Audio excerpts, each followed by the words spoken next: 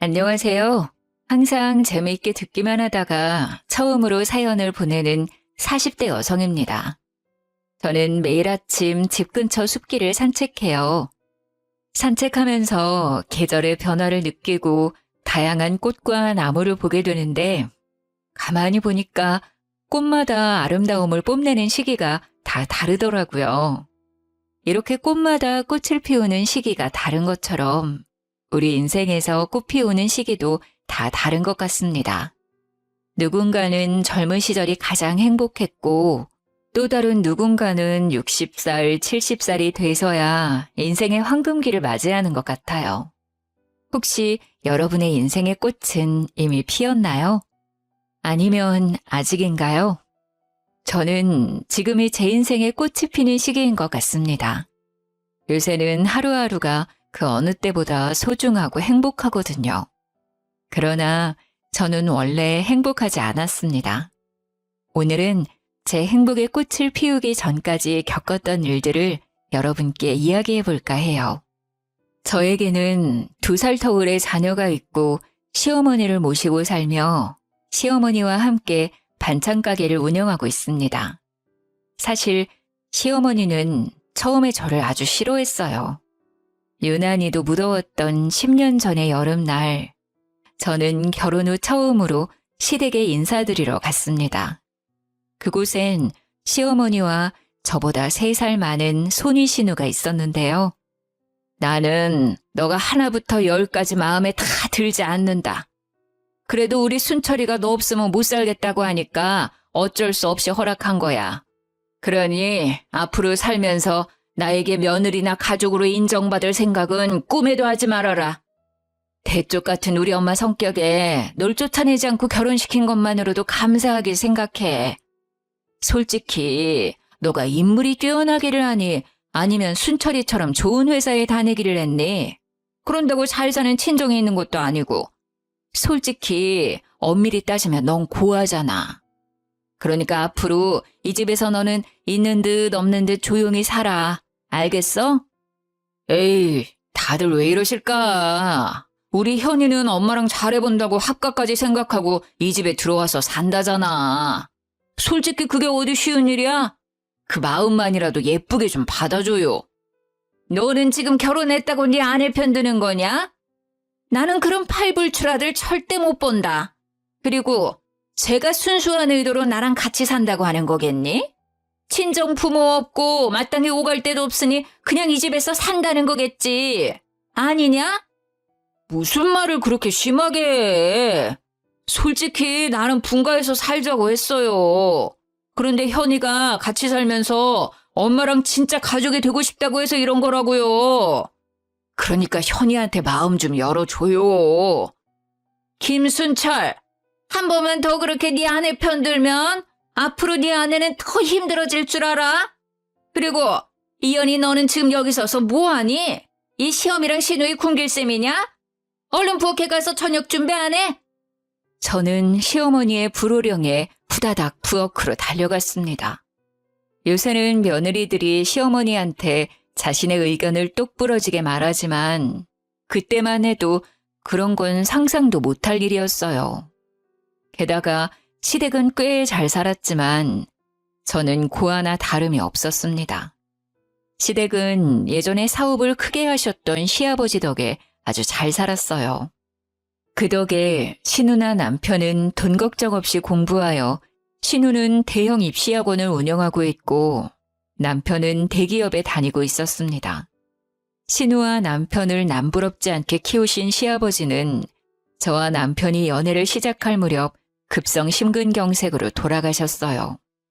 그래도 시아버지의 재산이 워낙 많으셨고 자식들도 많은 돈을 벌고 있어서 경제적으로 큰 타격은 없었습니다.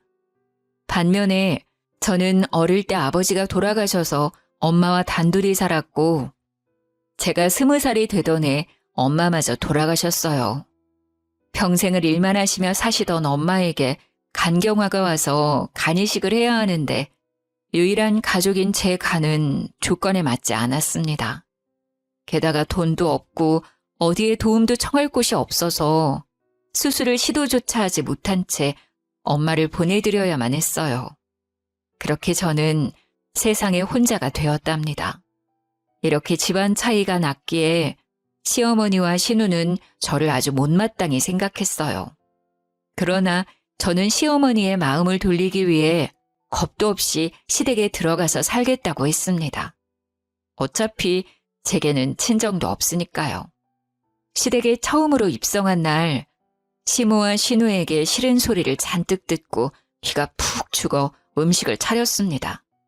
저도 같이 밥을 먹으려고 식탁에 앉자 시모는 버럭 화를 내셨어요. 아까 내가 한 말 못 들었니? 난 너를 가족으로 생각하지 않는다고 했다. 그 말은 너랑 같이 밥도 먹지 않겠다는 뜻이야. 너는 우리가 밥 먹을 동안 잔심부름하다가 나중에 먹어라. 어떻게 며느리가 첫날부터 같이 겸상을 할 생각을 해? 생각이 있는 건지 없는 건지. 국은 왜 이리 싱거워? 간을 한 거니 만 거니? 반찬은 또 왜 이리 싱겁고 짜고? 다들 왜 이리 트집이에요? 맘만 있는데. 그리고 엄마, 현이가 내 아내인데 같이 먹으면 안 돼?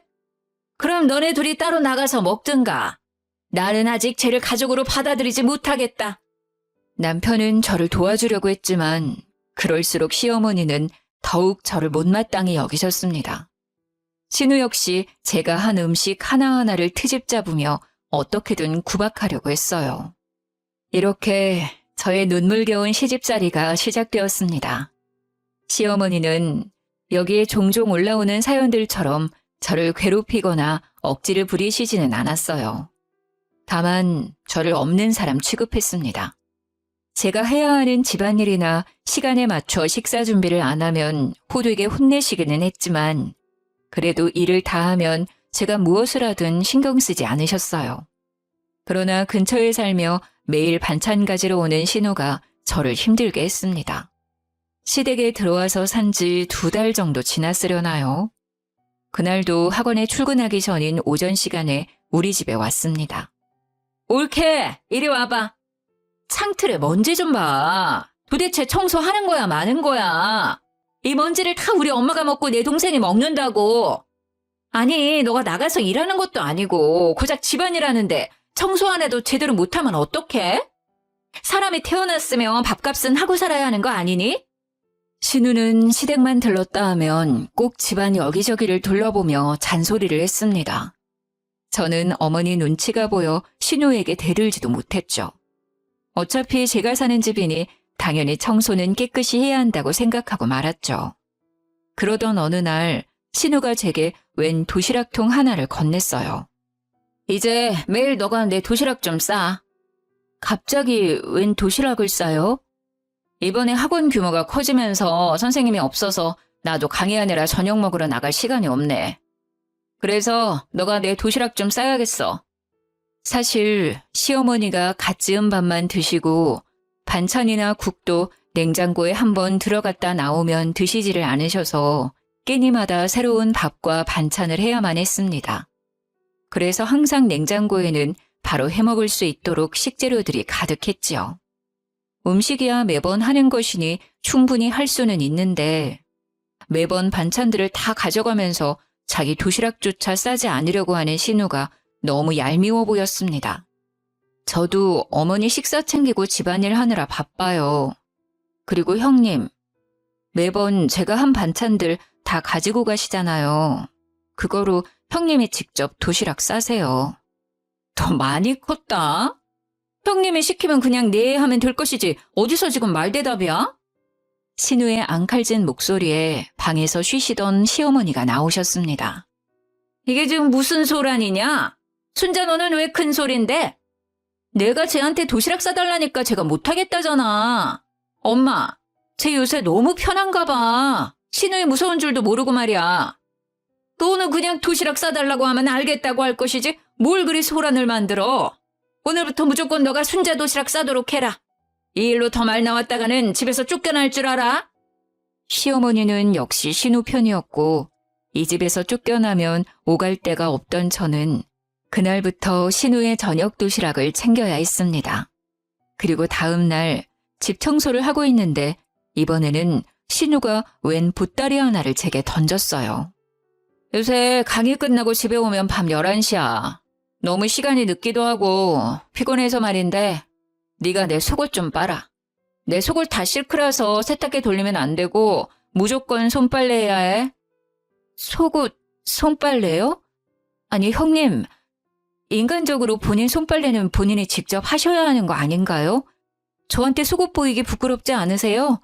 저는 되게 부끄러울 것 같은데. 같은 여자끼리 뭐가 불편해. 그리고 이 집의 집안일은 당연히 며느리인 네가 해야 하는 거 아니야? 신우는 본인이 입던 속옷까지 손빨래하라고 명령하는데 죽어도 그 일은 못하겠더라고요. 솔직히 도시락이야 매일 하는 음식을 통만 바꿔서 담는 것이니 충분히 하겠지만 속옷 손빨래는 아니잖아요. 그래서 저는 못하겠다고 했고 당연히 신우는 이번에도 불같이 화를 냈고 그 소리에 어제처럼 시어머니가 오셨습니다.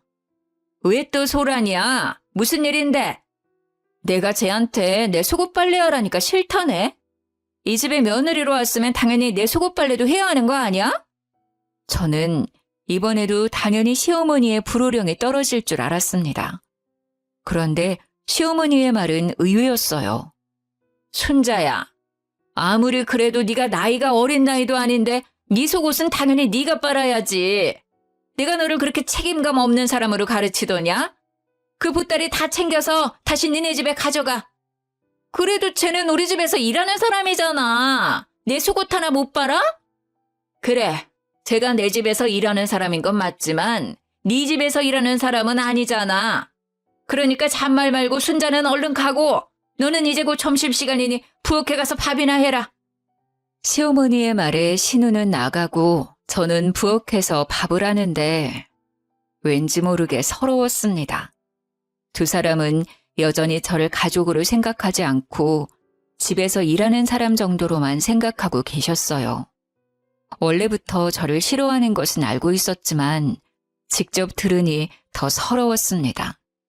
그러나 친정도 없고 변변한 친구도 없던 저는 그 누구에게도 저의 속사정을 말하지 못했어요. 제 남편에게도요. 사실 남편은 그 당시 회사에 일이 너무 많아서 별 보고 출근했다가 별 보고 퇴근하고 있었습니다. 회사 일로도 충분히 힘든 남편에게 저의 신세 한탄까지는 할 수 없겠더라고요. 그렇게 저는 속으로 사귀고 사귀면서 미련하고 멍청하게 신혼을 보냈습니다. 그러다 결혼 후 시어머니의 첫 생신날이 왔어요. 시어머니는 인정해 주시지 않았지만 그래도 며느리인데 잘 차려야겠다는 생각에 새벽부터 일어나 시어머니가 평소에 잘 드시던 음식들을 한상 차렸습니다. 그런데 원래 시어머니 생신이라고 학원도 하루 쉬고 온다던 신우는 코빼기도 비치지 않고 제 전화도 받지 않더라고요. 게다가 남편은 회사에 갑자기 문제가 생겨서 철야 근무를 해야 한다고 했습니다. 결국 시어머니의 생신상에는 시어머니 혼자 앉게 되었어요. 생일인데 자식들 하나 없이 너만 있구나. 혼자 먹기 쓸쓸한데 너도 같이 먹자. 네? 저도 여기 같이 앉아도 돼요? 무슨 같은 말을 두 번씩이나 하게 만드니? 이제 너도 같이 먹자고. 저는 시어머니의 말에 뛸 듯이 기뻤습니다. 사실 그 당시 저는 시어머니가 호환 마마보다 무서웠지만 그래도 가족으로 인정받고 싶었어요. 그런 시어머니가 처음으로 같이 밥을 먹자고 하시니 드디어 제 노력이 인정받은 것 같은 생각이 들었습니다. 그날은 시어머니는 쓸쓸했을지 모르겠지만 저는 참으로 기쁜 날이었네요. 그 뒤로는 시어머니가 조금씩 말을 걸어주시기 시작했고 저는 마음이 편해져서인지 임신을 하게 되었어요. 임신하니 시어머니가 집안일을 많이 시키진 않았습니다. 하지만 식사 준비는 계속해야만 했는데요. 입덧을 시작하면서 입맛이 이상하게 변하고 밥 냄새조차도 맡지 못하겠더라고요. 제대로 먹지를 못하니 기운이 없었고 그러던 어느 날은 남편 출근한 뒤로 아예 일어나지를 못했습니다. 세상에, 아직도 누워있으면 어떡해? 밥 준비 안 해? 지금 입덧이 너무 심해서 어지러워서 도무지 못 일어나겠어요. 오늘 하루만 대충 짜장면 같은 거 시켜 드시면 안 될까요? 짜장면 같은 소리 안 해. 나는 말이다. 순자랑 순철이 임신했을 때 그렇게 입덧을 했어도 시어른들 식사 한 번도 빼놓은 적이 없었어. 그깟 임신 한 번 했다고 유세 떠는 거야? 어른을 모시고 사는 거면 네 아픈 것쯤은 참고 숨길 줄도 알아야지. 애가 어쩜 저렇게 생각이 없어, 생각이. 얼른 일어나서 밥 안 해? 언제까지 누워만 있을 거야? 결국 저는 시어머니의 불호령에 입덧으로 헛구역질을 하면서 반찬과 국을 끓여 점심상을 차려야만 했습니다. 그런데 입덧을 하니 제대로 간을 맞추지 못했고 결국 시어머니한테 또 한 소리를 들었어요. 국은 왜 이리 짜? 반찬들은 또 왜 이리 싱겁고 밥은 이게 뭐니? 죄송해요. 입덧해서 그런지 간을 못 맞추겠어요. 네가 지금 이 집에 들어온 지가 벌써 2년째인데 입덧 좀 한다고 간을 이렇게 못 맞춰? 이제는 간을 보지 않고도 음식을 만들 수 있도록 해라. 제가 무슨 장금이도 아니고 간을 보지 않고 어떻게 음식을 만들어낸답니까? 그러나 시어머니는 저의 이런 속도 모르고 음식이 간에 맞지 않으면 크게 혼을 내셨어요. 그래도 다른 집안일은 시어머니가 다 해주셨는데 신우는 그게 정말 싫었나 봅니다. 하루는 제가 설거지를 하는 대신 시모는 거실을 청소하고 있었는데 그때 신우가 온 거예요. 엄마가 청소하는 거야? 야, 너 지금 임신했다고 감히 시어머니한테 집안일을 시켜? 미쳤어? 순자야, 그냥 둬라. 내가 운동할 겸 해서 청소하는 거야. 현이도 지금 설거지하느라 바쁘잖니. 집에 일하는 사람이 있는데 엄마가 왜 집안일을 해? 제가 설거지 다 하고 청소하면 되지. 신우는 크게 화를 내며 내 머리채라도 잡을 기세였지만 시모가 막아주셔서 다행히 큰 화는 면했습니다. 그 뒤로도 저만 보면 신우 짓을 하려 했지만 그럴 때마다 어머님이 화내는 형님을 뜯어 말렸어요. 이렇게 마음을 많이 열어주신 시어머니 덕에 저의 결혼 생활은 점점 편해졌습니다. 그 뒤로 저는 둘째를 낳고 그 아이가 4살 정도 되었을 때였어요. 여전히 신우는 학원 원장으로 잘 나갔고 남편은 일이 더 바빠져 집에 아예 못 들어오는 날도 꽤 있었습니다. 엄마, 이거 호텔 뷔페 식사권인데 이번에 엄마 친구들이랑 가서 식사하셔. 현이 너도 같이 가서 먹든가. 단 한 번도 시댁에 베푼 적 없던 신우가 호텔 뷔페 식사권을 시어머니와 제게 건넸습니다. 돈은 많이 벌지만 가족들에게는 한 푼도 쓰지 않는 사람이 무슨 일로 이렇게 좋은 것을 주나 싶어 조금 이상했어요. 현이가 나 따라와봤자 좋겠니? 그냥 혼자 친구들이랑 가마. 현이 너는 집에서 쉬어라. 그래도 같이 가. 친구들한테 며느리도 보여주고 좋지 뭐. 그리고 엄마 혼자 갔다가 길이라도 헤매면 어째? 신우는 걱정하는 표정을 지으며 자꾸 저더러 같이 가라고 하길래 어쩔 수 없이 그러겠다고 말했죠. 다음 날 저는 시모를 모시고 가려고 했으나 시모 역시 그냥 혼자 다녀오는 것이 마음 편하다며 나가셨죠. 그렇게 1시간 정도 지났으려나요? 누군가 집 비밀번호를 누르더라고요. 벌써 시어머니가 오셨나 했는데 나가보니 신우였습니다. 뭐야? 너 엄마랑 밥 먹으러 안 갔어? 네가 왜 집에 있어? 아, 그게 어머니가 혼자 가시는 것이 더 편하시다고 해서요. 신우는 대답도 듣지 않고 푸다닥 어머니 방으로 들어가 버렸습니다. 뭔가 이상해서 몰래 지켜보니 신우는 장롱 서랍을 뒤지고 있었고 서랍 깊숙한 곳에 숨겨졌던 시어머니의 통장과 도장을 꺼내서 자신의 가방에 넣더라고요. 어머, 형님, 그거 어머니 통장 아니에요? 그걸 왜 가져가요? 내가 가져가든 말든 네가 무슨 상관이야. 내가 이 집 딸인데 당연히 엄마 돈 좀 가져갈 수 있는 거지. 그래도 이거 어머니 돈인데 어머니한테 허락은 받고 가져가셔야죠. 아무리 가족의 통장이라도 막 가져가면 그것도 도둑질이에요. 뭐? 도둑질? 너 말 다 했어? 내가 좀 이따가 엄마한테 직접 말할 거야. 그럼 아직 어머니께 말씀도 안 드렸다는 거네요? 혹시 몰래 통장 가져가시려고 저랑 어머니한테 호텔 뷔페 식사권을 주셨어요? 어쩐지 형님이 갑자기 그 비싼 호텔 뷔페권을 주셔서 조금 이상하다 했는데 정말 여전하시네요. 저는 일부러 말을 걸면서 신우가 집 밖으로 나가지 못하게 붙잡았고 얼마 지나지 않아 시어머니가 집에 오셨습니다. 엄마, 아니 왜 벌써 들어와? 밥 먹으러 안 갔어? 친정에서 돈 한 푼 쓰지 않던 네가 갑자기 뷔페 식사권을 주길래 뭔가 이상해서 가려다가 말았다. 날 밖으로 빼돌리고 감히 니네 아빠 사망보험금 훔치려고 머리를 써? 이 년이가 오늘 좀 맞아야겠다.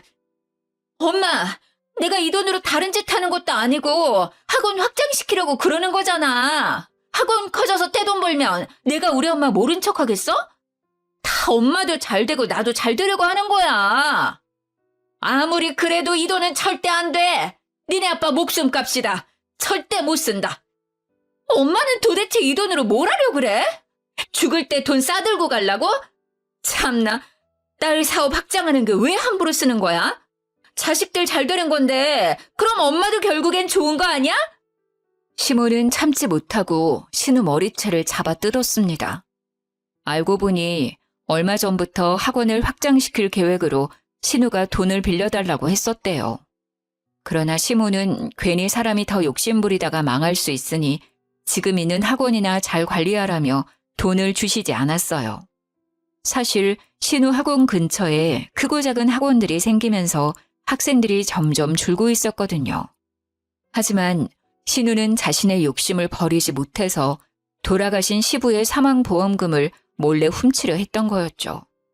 다행히 미리 눈치챈 어머님이 식사하러 가시는 척하며 신우를 완벽히 속여서 그 돈은 무사히 지킬 수 있었어요. 결국 신우는 시어머니에게 욕을 바가지로 먹은 뒤 집으로 돌아갔습니다. 한바탕 소동이 벌어진 뒤 저는 내심 시어머니가 저를 칭찬해 주실 것으로 기대했어요. 신우가 돈을 들고 나가지 못하도록 붙잡아서 돈을 지킬 수 있던 거잖아요. 하지만 시모는 여전히 냉랭했습니다. 오늘따라 참 말이 많구나. 조금 있으면 저녁 시간이니까 얼른 가서 밥이나 차려. 제가 몇 억 되는 돈을 지켜줬는데 시어머니는 고맙다는 말은커녕 얼른 가서 밥이나 차리라고 명령하셨어요. 원래부터 시모는 듣기 좋은 말을 하는 편은 아니지만 이상하게 그날은 참 서운했습니다. 그날따라 정말 밥이 하기 싫었고 다 때려치우고 싶은 마음으로 저녁 식사를 준비하고 시어머니를 불렀어요. 시어머니는 국을 먼저 한술 뜨시더니 인상을 팍 찌푸리셨습니다. 이어서 반찬들도 하나하나 맛보시더니 음식을 뱉어내시기까지 하셨어요. 국이 왜 이렇게 달아? 가늘한 거 맞아? 그리고 어묵볶음은 또 왜 이리 짜? 너 정신 안 차릴래? 시어머니의 말씀에 저도 맛을 보니 음식들이 하나같이 다 이상했습니다. 시어머니에 대한 섭섭한 마음으로 요리를 해서 그런지 간이 전혀 되지 않았고 심지어 국에는 제가 소금 대신 설탕을 넣었더라고요. 저는 평소 같았으면 죄송하다고 하며 다시 음식을 했겠지만 그날만큼은 시어머니한테 대들고 싶었습니다. 어머니, 솔직히 저 너무 속상해요. 시아버지 사망보험금 형님이 가져갈 뻔한 거 지켜드렸잖아요. 그럼 최소한 고맙다는 말 정도는 해주실 수 있는 거 아니에요? 그리고 사람이 어떻게 매일 음식을 잘해요? 제가 뭐 음식점을 하는 것도 아니고 집에서 요리하다 보면 실수를 할 수도 있죠. 실수 한 번 했다고 저를 그렇게 쥐잡듯이 혼내세요? 결혼하고 8년 만에 처음으로 저는 시모에게 큰 소리를 냈고 시모는 크게 당황했습니다. 저 지난 8년간 아무 말도 못하고 하라는 대로만 했어요. 어머니 식사도 입덧하는 중에도 출산하고 나서도 항상 차려드렸는데 오늘만큼은 너무 억울하고 속상해서 참을 수가 없네요. 전 정말 여기 와서 밥통이 된 기분이에요. 이제 제가 사람인지 밥통인지 모르겠다고요. 결혼했으면 여자가 집에서 밥을 해야지. 그렇게 하기 싫으면 나가. 나도 너 같은 며느리 필요 없다. 시모의 말에 저는 아이들도 두고 나와버렸습니다. 그런데 마땅히 갈 곳이 없더라고요. 친정이 있었다면 친정집에 가서 하소연이라도 하겠지만 부모님은 두 분 다 돌아가셨고 연락하고 있는 지인들도 없었거든요. 그냥 아무 생각 없이 길거리를 헤매다가 정신 차려보니 남편 회사 앞이었고 그곳에서 남편이 퇴근하기만을 기다렸어요. 야근을 끝낸 남편은 밤 11시가 되어서야 모습을 드러냈습니다. 이 시간에 왜 여기 있어? 표정은 또 왜 그래? 울었어? 여보, 나 너무 속상해. 나 그동안 정말 참고만 살았는데 오늘은 정말 못 참겠어. 남편의 얼굴을 보니 서러움이 복받쳐오고 눈물이 막 쏟아졌습니다. 저는 남편에게 오늘 있었던 일이며 그동안 시어머니께 느꼈던 서운한 감정까지 다 이야기했어요. 나는 당신이 그동안 아무 말 없이 있길래 괜찮은 줄로만 알았어. 이렇게까지 힘들었으면 말하지 그랬어. 매일 새벽에 나가서 밤늦게 들어오는 당신한테 내가 어떻게 말해. 얼굴 볼 시간도 없는데. 남편은 오는 저의 손을 잡고 집으로 향했습니다. 집에 가니 시어머니가 거실에서 팔짱을 끼고 앉아 계셨어요. 못난 것들. 나는 네가 이 집이라도 나가는 줄 알았는데 간 곳이 고작 남편 회사냐? 밖에서 일하는 사람 신경 쓰이게 그게 뭐 하는 짓이냐? 엄마도 그만하세요. 자그마치 8년이에요. 이제 현이를 가족으로 며느리로 받아들일 때도 됐잖아요. 지금이 여미 앞에서 네 아내 편드는 거야? 자식 새끼들 키워봤자 다 소용없어. 하나는 지일하게 바빠서 엄마 돈이나 떼어먹을 생각이나 하고 다른 하나는 아내 힘든 것만 알고 지엠이 힘든 것은 하나도 모르고. 솔직히 엄마가 그동안 현이를 괴롭혔잖아요. 평일에도 주말에도 쉴 새 없이 부엌일 시키고 말 한마디라도 좀 좋게 해주면 안 돼? 오늘도 그래. 누나가 아버지 사망보험금 가지고 가려는 거 현이가 막았다면서요. 그러면 말이라도 고맙다고 이야기해 줄 수 있는 거 아니야? 그런데 바로 밥이나 하라 그러고 음식 간이 안 됐다고 구박이나 하고. 그러니 이 사람이 얼마나 속상하고 화가 났겠어. 그래, 네 말대로 현이 제가 오늘 너네 아버지 사망보험금은 잘 지켜냈다. 그래도 자신이 할 일은 제대로 해야 하는 거 아니니? 자기 할 일을 제대로 못했으면 혼나야지. 네가 오늘 제가 차린 저녁상을 못 봐서 그러나 본데 아주 가관이었다. 국에는 설탕이 들어가고 밑반찬은 짜고 맵고 난리였다고. 네 할머니였으면 당장 이 집에서 쫓아냈어, 이 녀석아. 시어머니는 끝내 제게 고맙다, 그동안 고생했다는 말 따위는 하지 않으셨습니다. 오히려 제게 제대로 상을 차리지 못했다고 구박하셨어요. 그 자리에 더 있자니 너무 화가 나고 속상해서 그냥 방에 들어가 버렸습니다. 이미 잠을 자는 아이들을 보며 한참을 울다가 저도 모르게 스르르 잠이 들었던 것 같아요. 그리고 새벽, 꿈에 돌아가신 엄마가 나왔습니다. 엄마는 제 손을 꼭 붙잡았는데 엄마의 입은 웃고 있지만 눈에는 눈물이 가득 맺혀 있었고 저는 엄마의 손을 붙잡고 펑펑 울다가 잠이 깼어요. 다시 잠을 자려고 했지만 잠이 들지 않아 거실로 나갔는데 시어머니의 방에서 끙끙 앓는 듯한 소리가 들렸습니다. 문을 살짝 열어보니 시어머니가 어딘가 많이 아파 보이셨고 깜짝 놀란 저는 황급히 남편을 깨워 응급실로 향했어요. 의사 선생님은 입원을 해서 정밀검진을 하자고 하셨고 검진 결과 돌아가신 친정엄마처럼 간경화라는 진단을 받았습니다. 이미 많이 진행된 상태라 간이식 수술까지 해야만 하는 상황이었죠. 일단 급한 대로 저와 남편이 먼저 공여자 검사를 받았고 신우한테도 연락을 했는데 전화를 받지 않아 급한 대로 문자라도 남겼습니다. 하지만 신우는 그 뒤로도 아무 연락이 없었어요. 며칠 후 저와 남편의 공여자 검사 결과가 나왔는데 남편은 조건에 부합되지 않았고 제가 공여자로 적합했습니다. 그리고 그날 연락이 되지 않던 신우가 찾아왔어요. 올케 간이 적합하다고? 그럼 올케가 우리 엄마한테 간이식하면 되겠네. 아무리 그래도 내가 어떻게 며느리의 간을 받니? 이 사실 알면 세상 사람들이 나 못된 시험이라고 욕해. 제가 일가 친척이 있는 것도 아니고 뭐 어때? 어차피 고아잖아. 지금 일하는 것도 아니고 아기도 다 낳았는데 못할 게 뭐야? 누나도 결혼하고 아기도 낳고 그 아이가 혼자 학교도 다니니까 손 갈 일 많이 없겠네. 그럼 누나가 간이식 해줄 수 있는 거 아니야? 그리고 이런 일은 당연히 자식들이 해야지. 왜 현이한테 그래? 누나는 일단 이런 이야기 하기 전에 가서 공여자 검사나 먼저 받아. 나는 바쁘잖아. 학원 운영도 해야 하고 우리 형진이 뒷바라지 해야 해서 안 돼. 그리고 간이식 해줄 수 있는 할 일 없는 제가 있는데 왜 바쁜 내가 굳이 시간을 쪼개서 그런 검사를 받니? 형님은 아들이 형진이 하나 있지만 저는 정우, 정민이 두 아이가 있어요.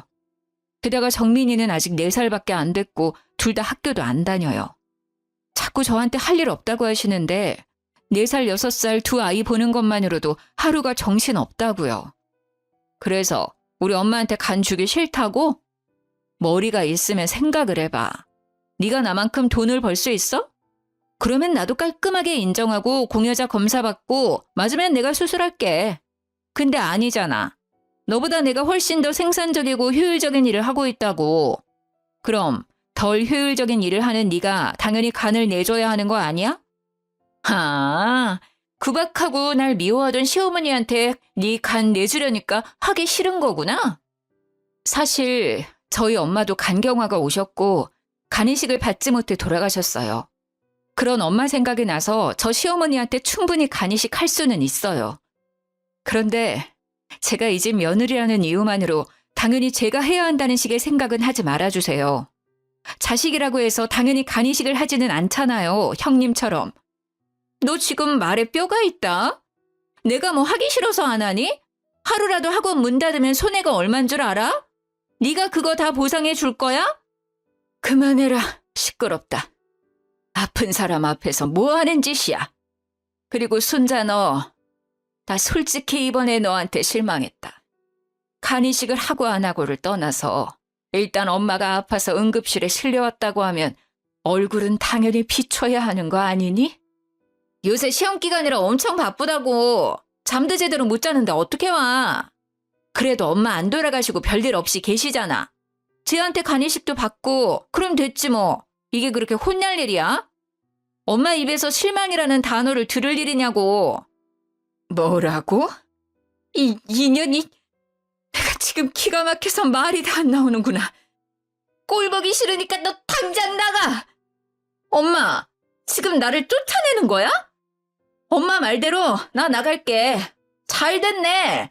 안 그래도 시험 기간이라 바쁜데 가서 일이나 하면 되겠어. 신우는 그렇게 나가버렸고 그 뒤로 연락이 되지 않았습니다.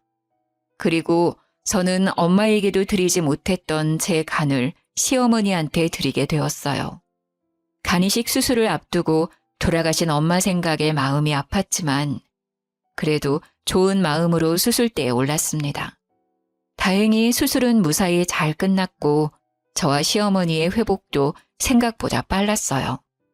퇴원하고 집에 온 날 시어머니는 저를 큰 방으로 부르셨어요. 제 손을 꼭 붙잡으며 말하셨죠. 현이야, 그동안 내가 너한테 모질게 굴었지? 정말 미안했다. 내가 사실은 말주변도 없고 남편이 저 세상에 간 뒤로는 우울증이 아주 심하게 왔어.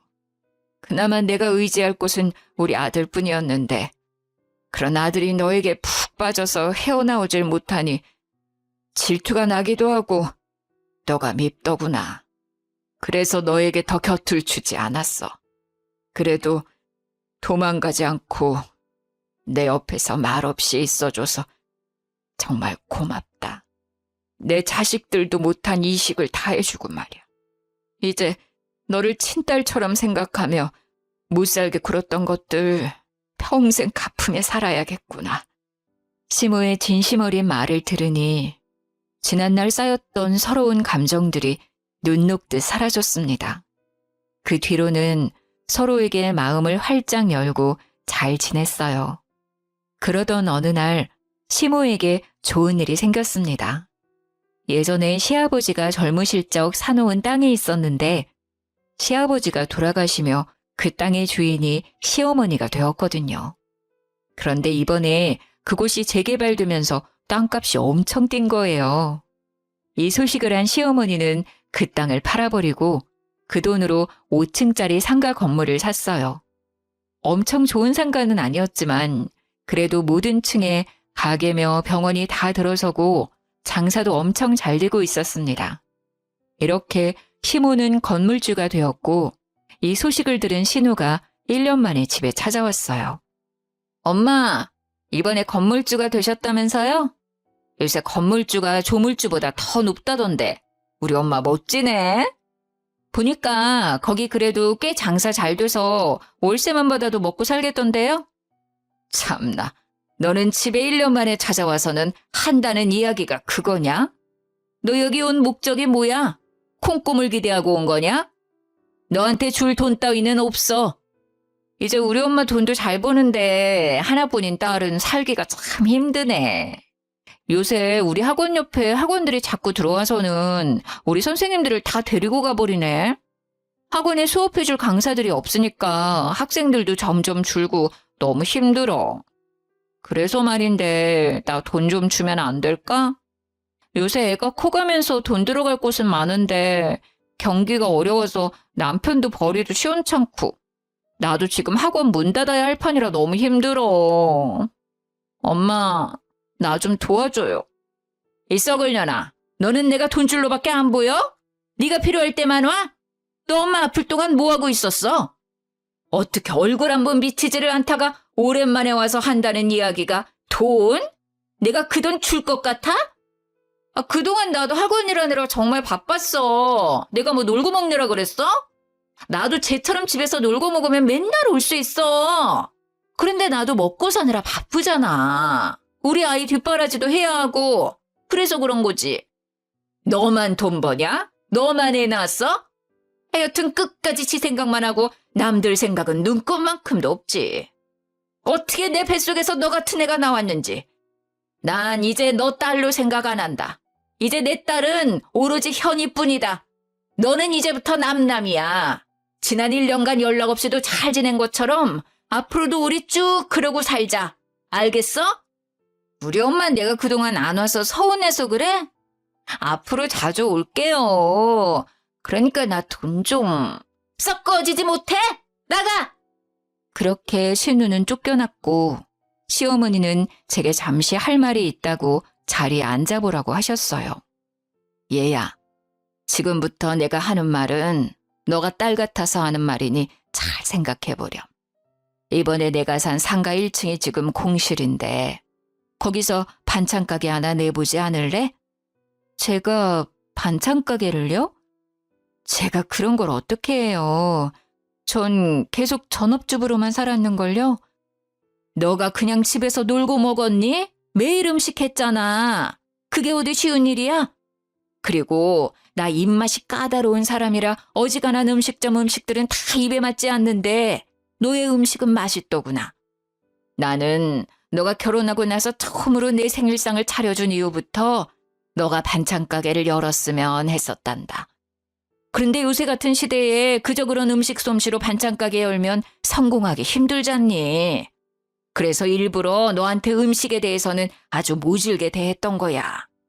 그동안 입덧해도 지독하게 음식을 만들도록 시켰던 건 제 손맛이 좋아서였다는 걸 처음 들었는데요. 어머니는 제가 반찬 가게로 성공했으면 하는 마음으로 1년 365일 내내 제게 그래도 독하게 음식을 시켰던 거였죠. 하지만 집에서만 음식을 만들던 제가 막상 반찬을 만들어 팔 생각을 하니 차마 용기가 나지 않았습니다. 아무리 그래도 그건 못하겠어요. 저는 그렇게 장사할 만한 실력은 아닌 것 같아요. 아니야. 너 정도 실력이면 충분히 가게 내볼 만해. 너가 내 상가에서 반찬 가게를 낸다고만 하면 임대료 월세 같은 것 1원 한 푼도 받지 않을 테니까 한번 시작이나 해보렴. 지금이야 아이들이 아직 어리지만 언젠가 아이들도 커서 분가를 할 테고 그럼 너도 네 삶을 살아야 하지 않겠어? 결국 저는 시어머니의 말대로 반찬 가게를 차렸습니다. 솔직히 가게를 오픈하면서도 제 반찬이 팔리면 뭐 얼마나 팔리겠나 하는 생각이 들었지만 시어머니의 입맛은 정확했는지 생각보다 장사가 정말 잘 되었어요. 그러던 어느 날 시어머니는 몸이 안 좋아서 집에서 쉬고 계셨고 저 혼자 반찬 가게에 있는데 신우가 대낮부터 술에 취해 깽판을 부리러 왔습니다. 야, 여기 반찬 가게가 그렇게 잘 된다면서? 우리 엄마 돈으로 반찬 가게 하니까 좋냐? 부모도 없는 네 년이 뭐라도 된 것 같아? 이 여우 같은 년. 순철이도 꼬시더니 우리 엄마도 꼬셔서 나도 못 받은 상가를 받아? 못 참아! 대낮부터 무슨 술을 이렇게 많이 드셨어요? 당장 나가세요. 지금 영업 중인 거 안 보여요? 신우는 아침부터 공들여 만든 반찬을 다 뒤집어 엎었습니다. 힘껏 막아섰지만 술에 취해 제정신이 아닌 사람을 말리기에는 역부족이었어요. 지나가던 사람들까지 난리치는 신우를 뜯어 말렸지만 그러면 그럴수록 더 거세게 반항했습니다. 결국 경찰을 불러 진압하게 했고 다신 얼굴 볼 일이 없었죠. 그러다 최근에 우연히 소식을 듣게 되었는데 신우가 운영하던 학원이 폐원했다고 합니다.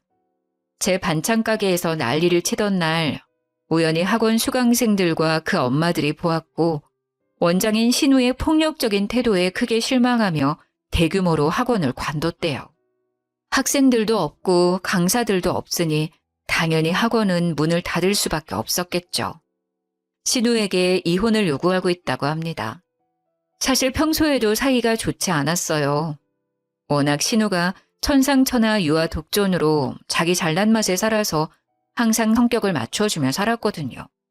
그런데 학원까지 망하니 사이가 더 나빠져 이혼을 요구하고 있지만 신우가 절대 합의 이혼해주지 않겠다고 버티고 있다네요. 반면에 저는 제 입으로 말하기는 조금 부끄럽지만 시어머니한테 간이식을 해준 효부가 운영하는 반찬 가게라고 소문이 퍼져서 동네 어르신들의 칭찬이 자자했고 이 때문인지 우리 가게는 아주 잘 되고 있습니다. 남편과 시어머니는 제게 돈도 잘 벌고 시어머니의 목숨도 살려준 사람이라며 엄청 잘해주고 있어요.